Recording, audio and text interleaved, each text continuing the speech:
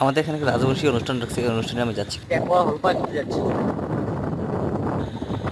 আর এখানে এসে দেখি কত লোক আসে, মহিলা পুরুষ চ্যাংড়া চেংড়ি। আমি একে নিয়ে আসলাম, খাবার মেনুগুলো দেখাচ্ছি কি কি আনছে, তোমাদের সব দেখে থাকো।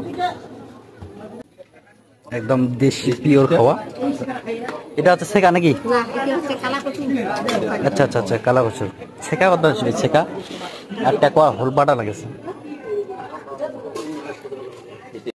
আর শেষে চলে আসছে শীতলের আউঠা, যেটা হচ্ছে আজকের ফেমাস। তো শীতলের আউঠা আর হচ্ছে টাকা হোলপা, এই দুটোই ফেমাস আছে। বাকি সবই ফেমাস, কিন্তু আমার সব থেকে প্রিয় হচ্ছে শীতলের আউঠা।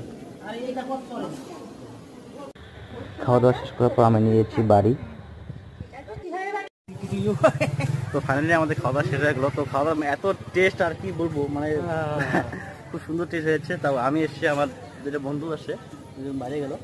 আর হচ্ছে ঘটনা হচ্ছে, আমরা যেগুলো খাবার খাই, মাংস মাছ এগুলো প্রতিদিন আমরা পেয়ে থাকি, কিন্তু আমরা যেগুলো খাবার কোনোদিন পাই না। তো আজকে খুবই ভালো লাগলো। তো তারা